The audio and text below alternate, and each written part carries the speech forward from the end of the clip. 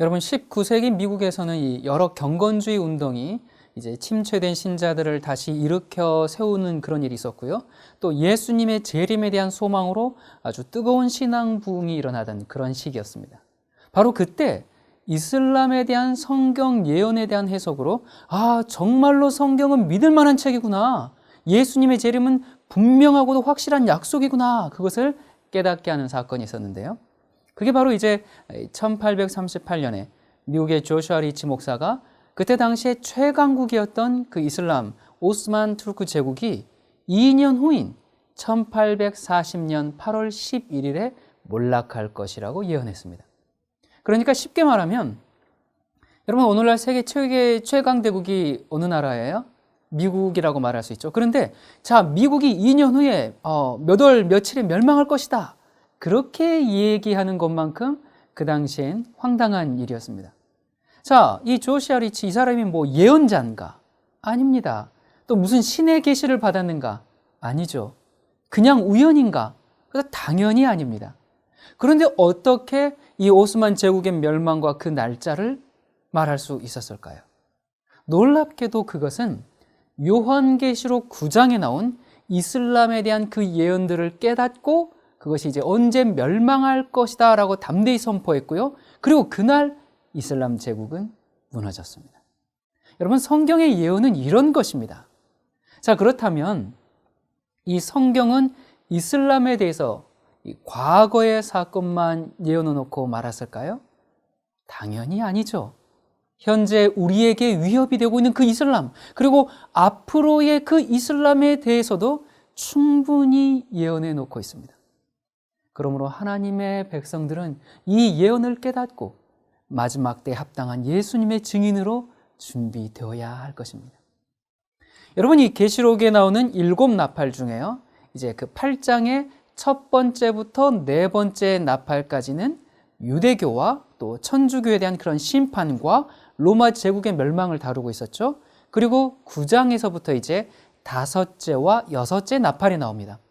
이것은 이슬람을 직접적으로 다루고 있습니다.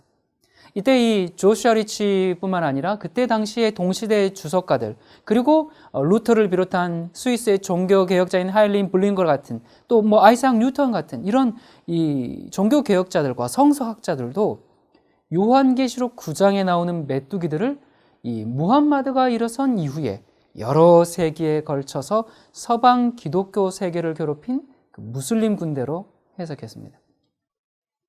여러분 우리가 어렸을 때는 이제 그 마호멧이라고 이렇게 배웠죠. 근데 이제 이건 영어식 발음이고요.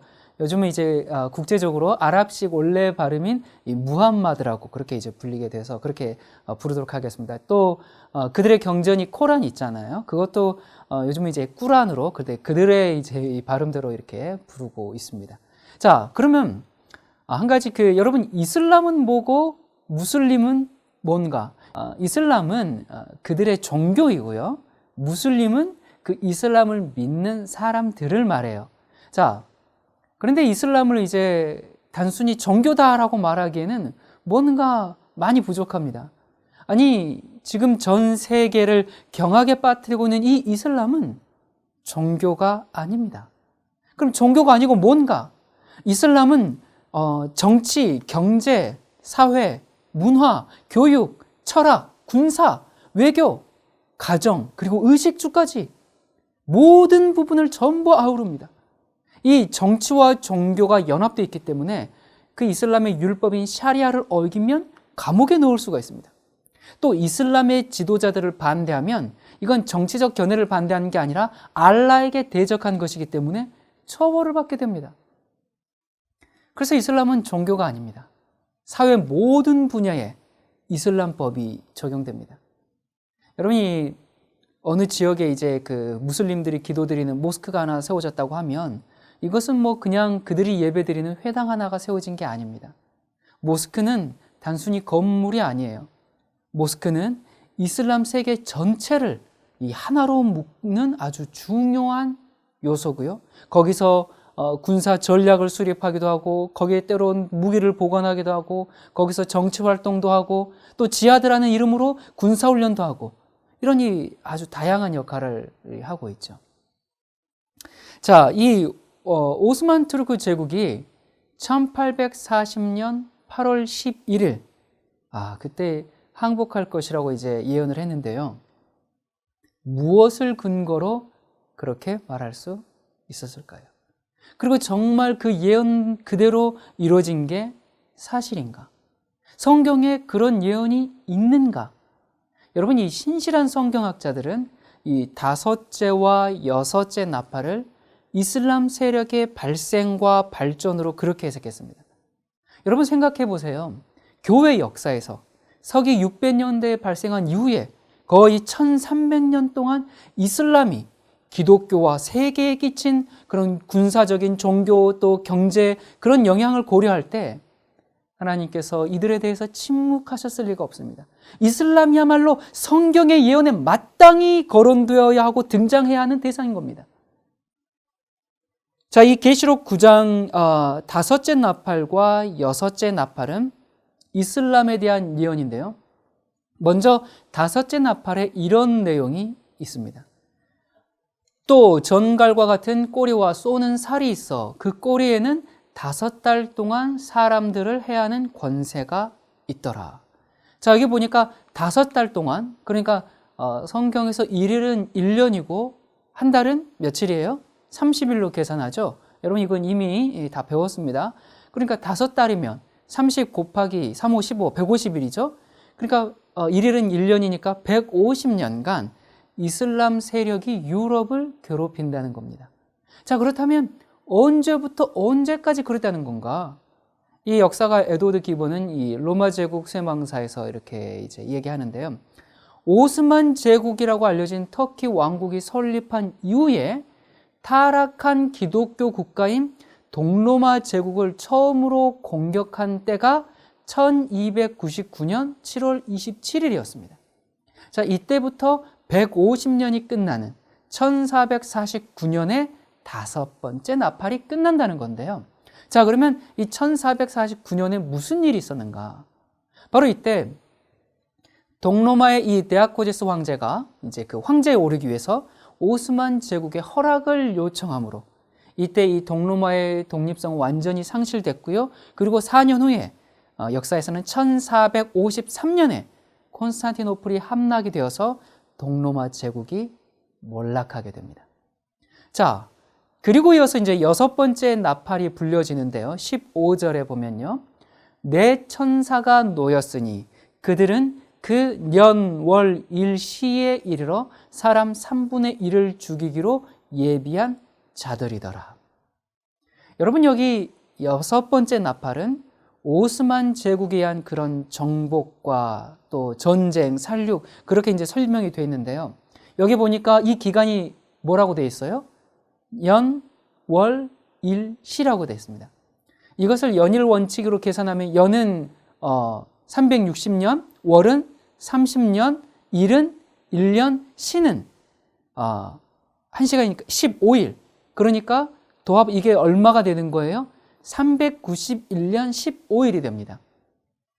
자, 그래서 오스만 제국의 이 종말은 1299년 7월 27일에다가 5달을 더하니까 5달이 몇 년이에요? 150년 더하기 연월일시 이걸 이 연일 원칙으로 계산하면 391년 15일 나오죠? 그러면 몇 년 몇 월 며칠이 나옵니까? 1840년 8월 11일이 나옵니다. 자, 이러한 계산을 근거로 이 조슈아 리츠 목사가 이제 이 1838년에 앞으로 2년 후에 1840년 8월 11일에 오스만 제국의 주권을 잃어버릴 것이다. 그렇게 발표를 한 겁니다. 사람들은 그건 말도 안 되는 일이라고 했는데 2년 후에 무슨 일이 발생했는가? 여러분 이제 그때 당시 한참 오스만 제국이 세력 확장을 이제 막 계속 이렇게 이제 하고 있으니까 그것에 대해서 굉장히 이제 고민을 하고 있던 그 유럽의 이제 4개국 열강 뭐 영국이라든지 이제 뭐 오스트리아 뭐 프로시아 이제 이런 그때 당시 4개 유럽 열강이 런던에서 4국 동맹을 이제 결성하게 됩니다. 그래서 이제 그렇게 한 다음에 그 터키의 운명이 우리들 손에 있으니까 너희들은 항복하라는 그런 최후 통첩을 전달한 날이 언젠가? 그 날이 바로 1840년 8월 11일입니다. 날짜까지 정확했습니다. 여러분, 당시 그리스도인들에게는 이 사건이 성경의 정확성을 다시 한번 각인시켜주는 아주 놀라운 사건이 되었습니다. 자, 계시록 9장을 좀 더 자세히 보도록 하겠습니다. 황충들의 모양은 전쟁을 위하여 예비한 말들 같고 그 머리에 금 같은 면류관 비슷한 것을 썼으며 그 얼굴은 사람의 얼굴 같고 또 여자의 머리털 같은 머리털이 있고 그 이는 사자의 이 같으며 또 철흉갑 같은 흉갑이 있고 그 날개들의 소리는 병거와 많은 말들이 전장으로 달려 들어가는 소리 같으며. 여러분, 여기 황충은 이제 메뚜기 떼를 말합니다. 그러니까 그런 메뚜기과예요.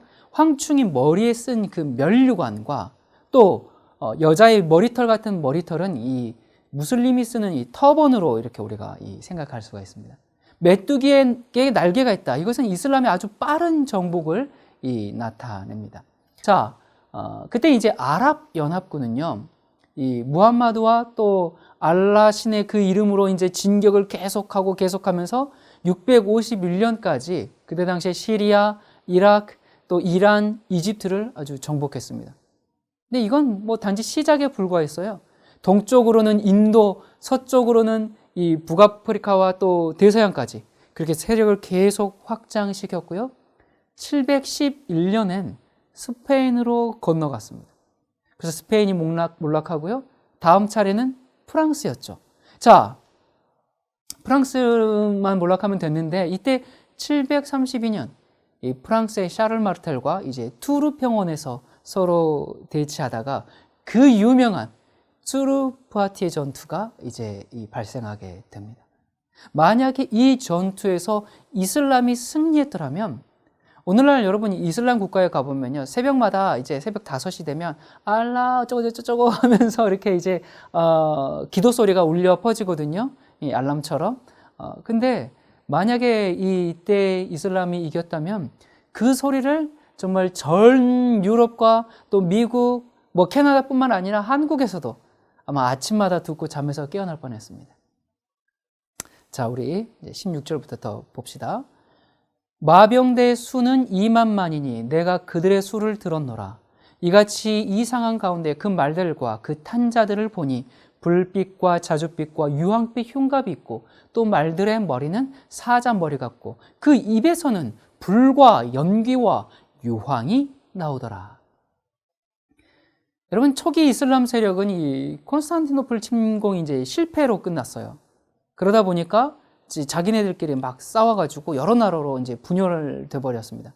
그런데 이제 기원후 1000년경에 이 셀주크 투르크족이 이제 그 이슬람을 받아들이면서 이슬람 중에서 가장 강한 세력이 되었고요. 그리고 이들이 이제 소아시아 대부분을 장악하고 또 소아시아에 터키라는 이름을 붙여서 오늘까지 이제 터키라고 부르게 된 거거든요. 자, 이들은 이 산을 넘을 때 대부분 말을 타고 이제 사방으로 퍼져 진행하면서 이제 이렇게 전쟁을 하고 약탈을 했기 때문에 2만만이면 2억이라는 얘기거든요. 그러니까 그런 2억 명의 기병대로 보일만 했습니다.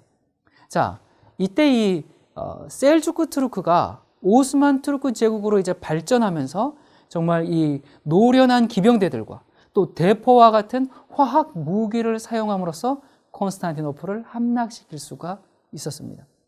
여러분, 화약의 주성분이 뭐예요? 유황이거든요.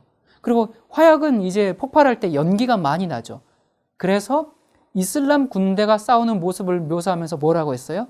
불과 연기와 유황이 나오더라라고 한 것입니다.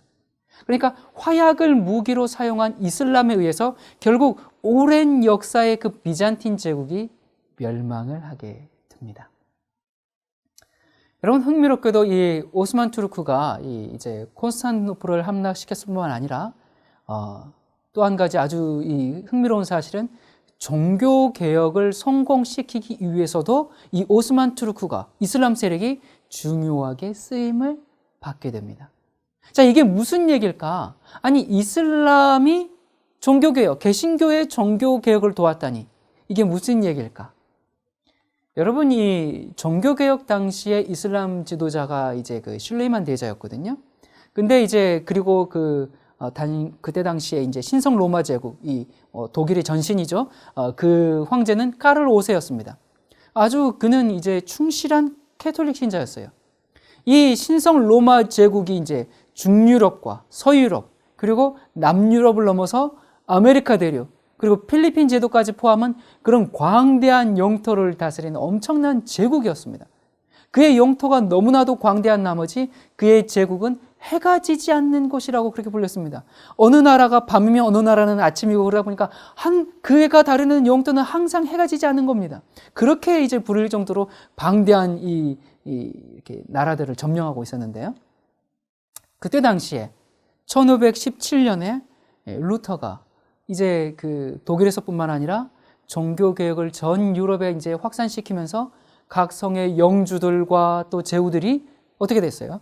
개신교를 받아들이게 됐죠. 그러자 이제 이 카를 황제가 개신교회를 박멸시키고자 이제 그렇게 앞장섰죠.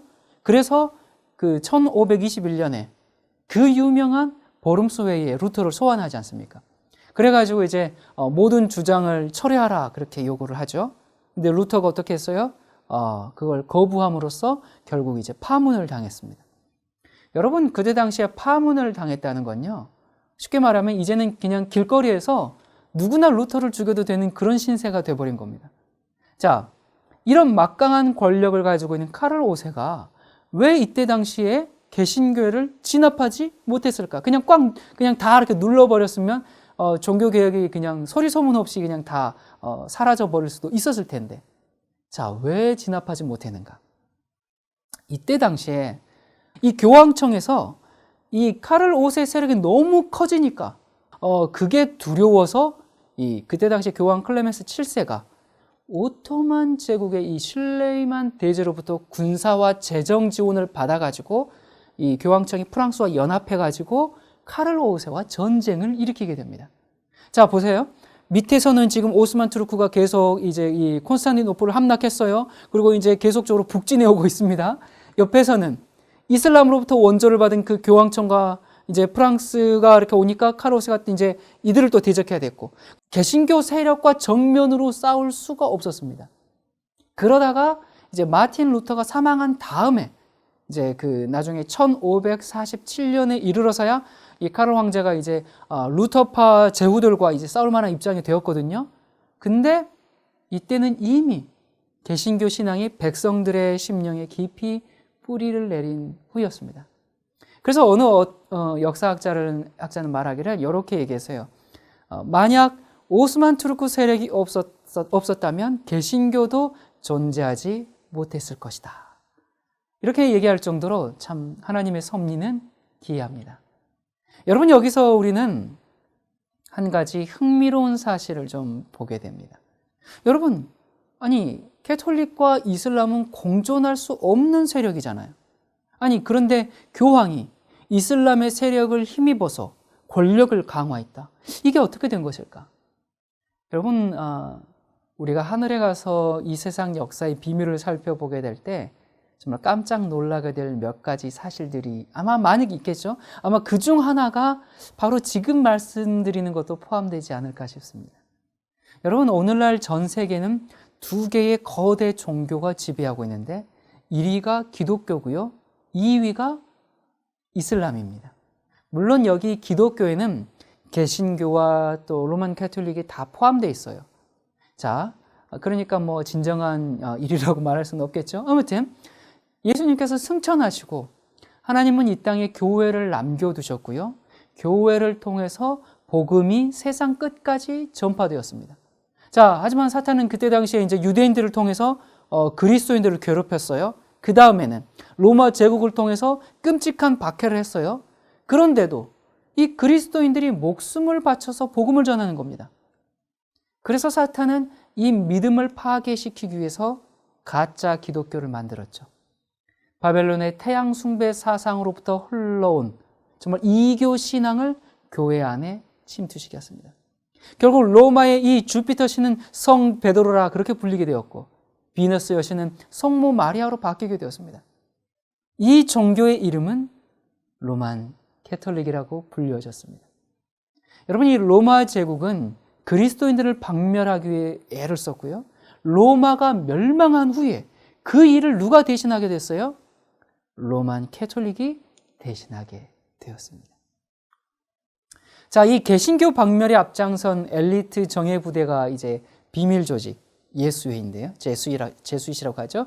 이 예수의 신부였던 알베르토 리베라 박사는 이제 교황청의 음모와 또 비밀 자료들을 세상에 폭로하다가 이제 암살을 당했죠. 이 전직 이제 제수이셨죠. 그 이제 거기서 이렇게 탈출해서 이렇게 하다가 암살을 당했는데 그 자료들에 보면 굉장히 놀라운 얘기들이 있어요. 그러니까 무슨 얘기가 있냐면 이슬람은 무함마드가 계시를 받아서 창시된 종교가 아니라 교황청이 많은 투자를 해서 만든 종교라는 겁니다. 자, 왜 교황청이 이슬람을 만들었는가? 첫 번째 이유는 종교적 또 지리적 역사적인 중요성 때문에 이 교황청은 예루살렘을 탈환하기를 몹시 이제 원했습니다. 그 일을 아랍인들을 통해서 하기로 한 거고요. 또 로만 캐톨릭은 이 아랍 부족들에게 이제 이런 얘기들을 한 거예요. 장차 한 위대한 지도자가 나타나서 아랍의 부족들을 하나로 통일시켜서 서로 싸우지 않는 나라를 건설할 것입니다. 이런 얘기들을 계속 이제 퍼뜨린 겁니다. 이 예언이 계속 이제 퍼져나간 후로 이제 이 부족들 간의 전쟁이 있을 때마다 언젠가는 그런 지도자가 나타날 것이다. 그렇게 이제 고대하게 되었습니다. 그리고 이제 그래서 이 선지자가 강력한 군대를 만들어서 교황을 위해서 예루살렘을 정복하도록 할 그럴 예정이었습니다. 자, 이 캐톨릭은 이제 교황청을 예루살렘으로 옮기기 위해서 아주 매우 일찍부터 이제 그 공작을 시작한 거죠. 여러분, 사람들이 일반적으로 알고 있는 것은 이제 십자군 운동을 그 시발점으로 알고 있지만 사실은 그보다 훨씬 이전부터 바로 이 로만 캐톨릭이 예루살렘을 탈환하려고 이제 했었습니다. 자, 그리고 두 번째 이유는 아랍 민족을 조종하기 위해서 아랍인을 위한 선지자를 만들어내야 했기 때문에 그렇습니다. 자, 무함마드는 태어나기 전에 아버지가 죽고 어머니는 7살에 이제 사망을 하게 됩니다. 이 고아로 자란 이제 무함마드가 이제 떠돌이 상인이었는데요. 25살 때 아랍의 거부인 이 카디자 밑에서 일하게 됩니다. 이 카디자는 나이가 40세 여인이에요. 무함마드는 이제 15살 연상과 이제 결혼하게 되었어요. 이 카디자가 40세니까. 근데 이 빈털터린 무함마드 입장에서는 뭐 흙수저에서 이제 금수저로 바뀌는 선택이기 때문에 나이 차이가 좀 있지만 이 카디자의 청혼을 거절할 이유가 전혀 없었죠. 자, 그런데 카디자는 교황의 아주 충실한 추종자였고요.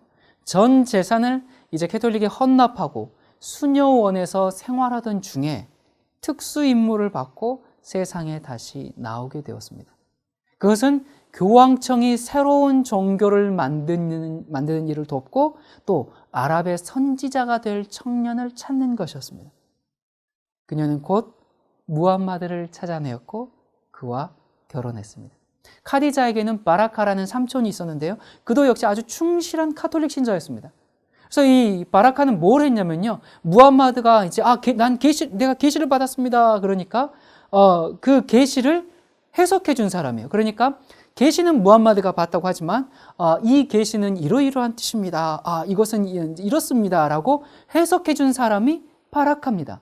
그러니까 바라카의 그 해석이 무함마드가 받은 계시의 내용이라면서 꾸란에 기록되어 있는 겁니다. 자, 이 카디자와 바라카를 비롯해서 이제 카톨릭 수도사들은요, 드디어 이제 고대하던 예언자가 바로 무함마드입니다라고 이렇게 소문을 내기 시작했습니다. 전 아랍을 한데 묶어서 교황청에 복종하게 할 영웅이 필요했던 것입니다. 자, 그리고 세 번째는요, 이 캐톨릭을 거부하는 참된 그리스도인들과 유대교를 동시에 제거할 수 있는 어떤 기구를 만들어야 했기 때문에 그렇습니다. 여러분이 서기 이제 300년 초부터 로마 황제 콘스탄틴의 비호 아래서 그 로마 제국의 종교가 된 이 캐톨릭. 이 캐톨릭은 초대교회의 믿음과 교리는 다 사라지고 이 바벨론 종교로 완전히 변하고 말았죠. 하지만 이러한 교회의 타락과 박해 가운데서도 여전히 신앙을 지키고 있는 그리스도인들이 있었기 때문에 이 캐톨릭에게 이들은 아주 암적인 존재였습니다. 자, 그래서 이제 교황청은 예루살렘을 차지하고요. 그 다음에 유대인과 그리스도인들을 제거하고 또 태양 숭배 종교인 이 캐톨릭을 세상에 심기 위해서 이슬람을 창시했고요. 이 일을 위해 엄청난 재정을 쏟아 부었습니다. 자, 드디어 이제 이들의 계획대로 이슬람 군대는 예루살렘을 차지했습니다. 자, 이제는 예루살렘을 누구에게 돌려줘야 될 때가 됐어요? 교황에게 돌려줘야 될 때가 된 겁니다. 그런데 이 이슬람 군대가 가는 곳마다 승리를 맛봤거든요. 그러면서 예루살렘을 딱 차지했거든요. 그러면서 엄청난 세력으로 성장하게 됩니다. 그러면서 이제 교황청이 그렇게 손에 놓고 싶었던 그 예루살렘의 중요성을 이들이 깨닫게 된 겁니다. 그리고는 그곳을 자신들이 차지해버리게 됩니다. 이제 그래서 분노한 교황청은 나중에 이제 십자군 전쟁을 일으키게 되지만 이 수백 년의 긴 전쟁에서 이제 서로 지친 이 이슬람과 교황청은 또다시 비밀 조약을 맺게 되는데요. 이 조약의 결정적인 역할을 한 인물이 바로 아시스의 프란치스코였습니다. 1219년 프란치스코는 이제 십자군과 이슬람이 전쟁 중인 이집트로 이제 가게 됩니다. 거기 가서 이슬람 최고 지도자인 술탄을 만나게 돼요. 자, 그러니까 이 적국의 양측 대표들이 만난 겁니다. 십자군 대표와 이슬람 대표가 만났어요. 그리고는 이제 며칠 동안 이제 이 프란치스코가 술탄과 함께 이제 지내다가 돌아옵니다. 그런데 역사는 그들이 무슨 얘기를 나누었는지에 대해서는 기록이 없습니다. 다만 술탄은 이제 이 프란치스코를 매우 친절하고 아주 정성을 다해서 대접했고 그리고 아무런 위해도 가하지 않고 돌려보냈다라는 기록만 남아 있어요. 자, 이 리베라 박사는 이 교황청의 비밀 문서를 통해서 그때의 조약이 무엇이었는지를 밝히고 있는데 제가 오늘 소개하지는 않겠습니다. 자, 여러분 현재의 교황의 이름이 뭐예요? 혹시 아십니까? 바로 이 아시스의 프란치스코 이름을 딴 프란치스코입니다. 자, 이슬람과 교황청의 비밀 협약을 기억하고 완성하자는 의미일까요? 여러분, 놀라운 사실은요, 2019년 2월 정말 역대 교황 가운데 최초로 프란치스코 교황이 이슬람교 탄생지인 아라비아에 방문했고요. 최초입니다. 그리고 아부다비에서는 역대급 환영 행사를 가졌습니다. 대통령궁에서 환영식을 하고요. 이슬람 최고 성직자인 이맘도 영접에 나섰고요. 의장제 도열은 물론이고 에어쇼까지 하면서 화려한 환영을 했습니다. 이슬람과 기독교, 또 유대교 이런 다양한 종교 지도자들 수백 명이 이제 이때 이제 참가하는 국제 회의에서 종교 간 협력에 대해 논의를 이제 한다고 합니다. 여러분, 마치 아시스의 프란치스코가 술탄을 만났던 것처럼 똑같이 재현되는 역사 아닐까요? 왜 현재 교황이 프란치스코라는 이름을 사용했는지 우리가 이 영상을 통해서도 알 수 있는 대목입니다. 여러분, 이슬람과 교황청의 밀월은요, 조금만 주의 깊이 역사를 살펴보면 금방 확인할 수가 있습니다. 이 포르투갈의 이 파티마라는 도시가 있죠. 그게 이제 무함마드의 딸 이름이거든요. 거기에서 지은 거예요. 근데 이슬람도 마리아를 예수님의 어머니로서 공경을 하거든요. 자, 그런데 1917년에 마리아가 파티마에 나타났습니다. 이 일을 계기로 이슬람과 이제 천주교는 더욱 친근해졌어요. 이슬람과 천주교를 더욱 하나로 만들어준 지상 최대의 쇼가 하나 있었는데요. 그게 뭔가? 그것은 미 대통령 레이건과 교황 요한 바오로 2세가 비슷한 시기에 둘 다 저격을 당했어요. 그런데 둘 다 살아났습니다. 이 사건으로 이슬람과 교황청은 매우 가까워지게 됩니다. 왜냐하면 이 무슬림이 교황을 저격했거든요. 무슬림이 이슬람 신봉자예요. 근데 교황이 자기를 쏜 그 저격수를 용서해 주는 장면이 이제 미디어에 이렇게 소개되면서 10억의 무슬림이 교황에게 열렬한 지지를 보내게 됩니다. 그러면서 여러분 이 교황을 저격했던 이 사람은요, 숙련된 저격수입니다. 그는 단지 교황과 바로 9m 떨어진 장소에서 권총을 쐈거든요. 그런데 총알이 모두 교황의 허리 아랫부분만 스쳤습니다. 여러분, 이렇게 하는 것이 더 어려운 일일 것입니다. 그는 교황을 죽이려는 생각이 전혀 없었죠. 자, 이 이슬람이 어떻게 그리스도인들을 처리하고 있는가? 여러분, 21세기에 들어서 이슬람이 세상을 놀라게 한 사건이 있었죠. 그게 뭐예요? 2001년 9월 11일 9.11 비행기를 납치해서 뉴욕의 빌딩과 국방부 펜타곤을 들이받아서 3,000명이 죽은 사건이죠. 이 빌딩이 무너지면서 많은 사람이 죽었는데요. 여러분, 비행기가 충돌했다고 해서 절대로 빌딩이 무너질 수가 없습니다. 그 높은 그 큰 빌딩이. 이 9.11은 교황청과 이슬람과 미국의 합작품이거든요. 여러분, 사람들은 이슬람 극단주의자들이 이런 테러를 한다. 아주 이상한 그 광신적인 그 IS들 이렇게 생각하지만 그렇지 않습니다. 미국 테러, 파리, 또 런던 테러 이런 일들이 계속 생기고 다음 날 이슬람 국가의 조간신문에는 어떻게 기사가 나는 줄 아십니까? 우리의 자랑스러운 젊은이들이 적진의 심장부에 들어가서 위대한 일을 해냈습니다 라고 하면서 하루 종일 테러 모습을 보여줍니다. 그러면서 우리의 전사들, 우리의 형제들이 위대한 알라의 뜻을 이뤘습니다. 그렇게 얘기해요. 온 세계가 놀라고 있을 때 이슬람권에서는 축제 분위기입니다. 자, 이게 그 일부 극단적인 그 미치광이들이 저지른 사건이라면, 정말 이 테러리스트들이 그냥 한 사건이라면 뭐라고 뉴스에서 나와야 돼요? 정말 이슬람의 망신입니다. 이슬람의 이름을 걸고 저렇게 하는 사람들은 정말 내쫓아야 됩니다. 평화를 깨는 이런 행동은 하지 마세요. 그렇게 이야기를 해야 됩니다. 그런데 정반대예요. 우리의 영웅, 우리의 혁명 전사들이 위대한 과업을 이뤘습니다. 그렇게 하면서 테러 장면을 보여줍니다. 그래서 테러리스트들은 10대들의 아이돌입니다. 자, 제가 한 번은 원래 이렇게 미국을 싫어하는 중동의 반미 국가들이 그럴까? 뭐 이란이라든지 그럴까? 이제 제가 좀 그게 궁금해서요. 이 동남아 이슬람 국가에 사시는 분에게 직접 전화를 해서 물어봤습니다. 거기는 무슬림이 88%인 나라거든요. 테러가 있을 때 그곳 언론과 사람들의 분위기는 어떤가요? 라고 물어봤어요. 근데 중동처럼 드러내놓고 축제 분위기는 아니지만 모두들 그 테러를 우리의 훌륭한 전사들이 과업을 이룬 것으로 생각한다는 겁니다. 동남아시아예요. 자, 중동이 아니라. 여러분 아시겠습니까? 소수의 극단주의자들이 테러를 일으키는 것이 아니고요.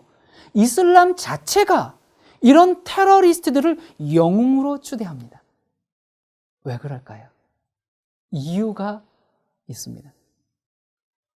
여러분, 이 꾸란에 보면 이 지하드라고 하는 전쟁, 이 성전을 찬양하고 있거든요. 이 꾸란에서 말하기를 모든 신자들이 하늘에서 쾌락을 누리면서 살 것이지만 지하드의 목숨을 버리는 자들은 호사스러운 집에서 살며 더 큰 쾌락을 누릴 것이다. 그렇게 되어 있습니다. 그들도 지옥과 천국을 얘기합니다.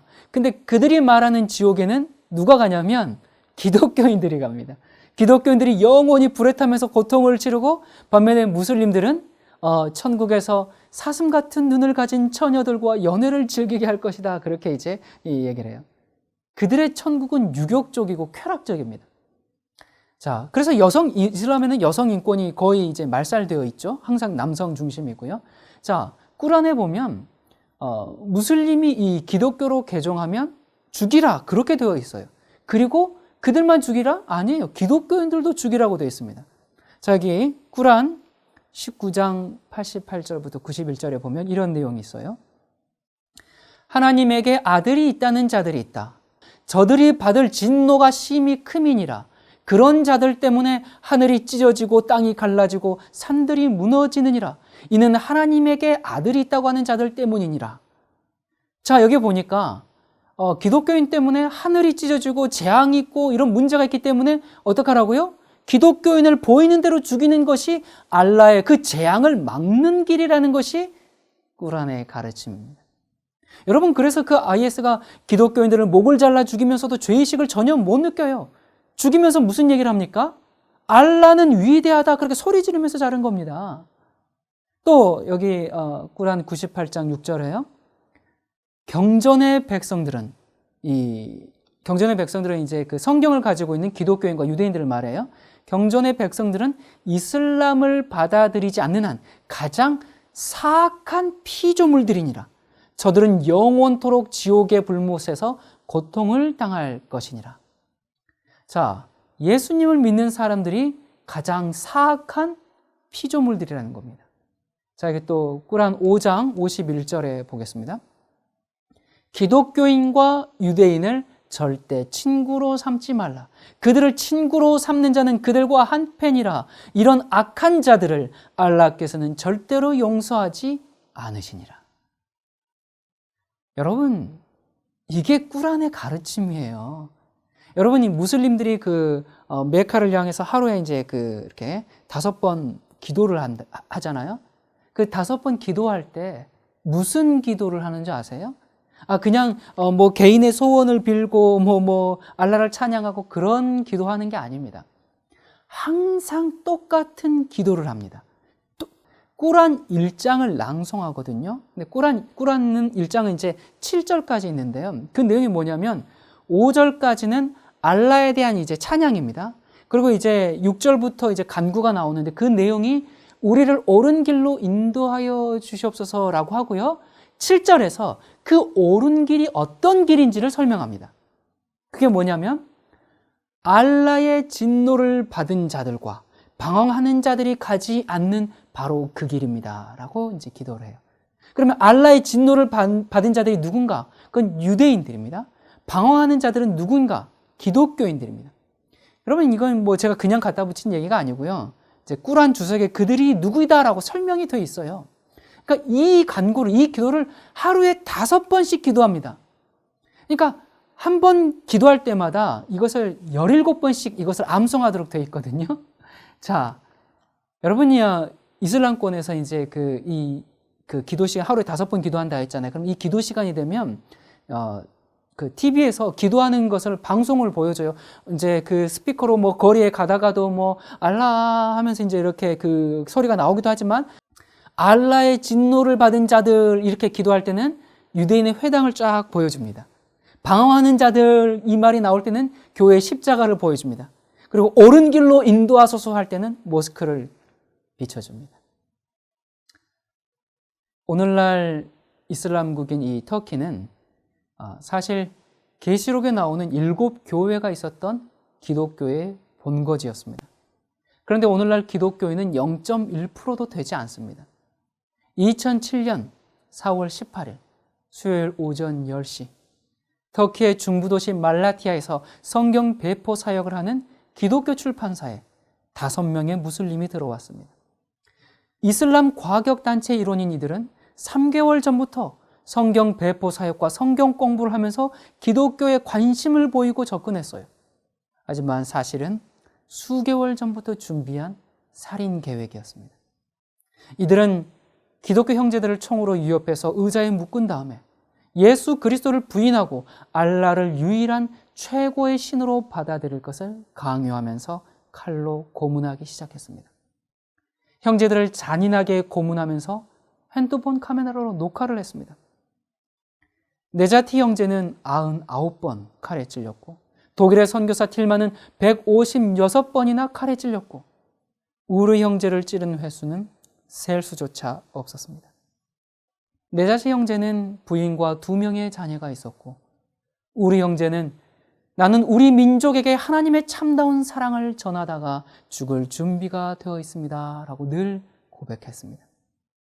독일의 틸만 선교사는 부인과 3명의 자녀가 있었습니다. 이 믿음의 형제들은 3시간 동안의 잔혹한 고문에도 불구하고 아무도 예수 그리스도를 부인하지 않았습니다. 형체를 알아볼 수 없을 정도로 난도질 당한 형제들은 결국에는 모두 목이 잘려서 순교했습니다. 이 사건 직후 TV에 나온 틸만의 부인 수산나 선교사는 저들을 용서합니다. 왜냐하면 저들은 자기들이 한 일이 무엇인지 모르기 때문입니다. 라면서 공개적으로 그들을 용서했습니다. 순교한 네자티는 늘 이렇게 말했다고 합니다. 나는 무슬림으로 태어났지만 그리스도인으로 죽을 것입니다. 네자티 부인은 이렇게 말했습니다.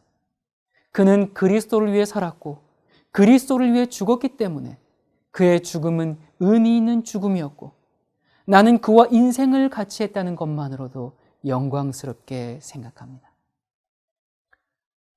그 후 이스탄불 광장에는 수백 명의 숨어있던 터키 그리스도인들이 우리도 그리스도인이다, 우리도 죽여라, 그렇게 외치며 몰려나왔고 성도들은 공개적으로 노출되고 또 표적이 될 수 있는 그런 위험에도 불구하고 담대하게 장례식에서 자리를 지켰습니다. 여러분, 이 무슬림은 참 불쌍한 영혼들입니다. 사단에게 속아서 하나님을 대적하고 있습니다. 속임당한 사람들입니다. 그들이 길이요 진리요 생명이신 예수님을 만나기를 우리가 오늘도 기도하고 행동하도록 하십시다. 나는 그리스도를 위해서 무슨 희생을 하고 있는가? 아니, 그리스도를 위해서 무엇을 하고 있는가? 그저 이런 변명 저런 핑계 대면서 적당히 교회 다니고 적당히 예배 드리고 뭘 그렇게 헌신을 강요하느냐고 냉소적인 태도를 가지고 있지는 않습니까? 많은 사람들이 주님을 사랑합니다. 나는 주님을 위해서 살겠습니다. 난 주님을 위해서 이 한 번 바치겠습니다. 그렇게 말을 합니다. 언제까지 그렇게 말하는 줄 아십니까? 정말 헌신과 희생을 요구하기 전까지 이렇게 공언하던 사람들이 막상 내 시간을 내야 하고 내 수고가 필요하고 무엇보다 내 재물이 요구될 때 얼굴 표정이 달라집니다. 막상 헌신과 희생이 요구될 땐 너무 그렇게 오버하지 말라면서 다른 사람의 열정에까지 찬물을 끼얹고 있지는 않습니까? 여러분, 우리에게 주어져 있는 이 시간, 우리의 최선을 다해서 주님을 사랑합시다. 세상을 사랑하지 말고 돈을 사랑하지 말고 주님을 사랑하도록 하십시다. 여러분, 이슬람과 현재 우리의 운명이 어떤 관계가 있는지는 다음 시간에 한 번 더 나누도록 하겠습니다. 기도하겠습니다. 은혜로우신 하나님 아버지, 지금은 참으로 마지막 때입니다. 온 세상이 위험하고 놀라운 기만 가운데 허우적거리고 있는 시대입니다. 아버지, 우리에게 진리에 대한 분명한 이해를 주시고 그래 명철한 식별력으로 세상의 흐름을 깨닫게 하시고 다시 오시는 예수 그리스도의 재림을 준비할 수 있도록 도와주시옵소서. 하나님, 우리가 입술로만 공언하는 신앙, 말로만 고백하는 신앙이 아니라 언제든지 부르시는 그 주님의 음성에 주님, 예 하고 순종할 수 있는 그런 저희들 될 수 있도록 도와주시옵소서. 예수님의 이름으로 간절히 기도드립니다.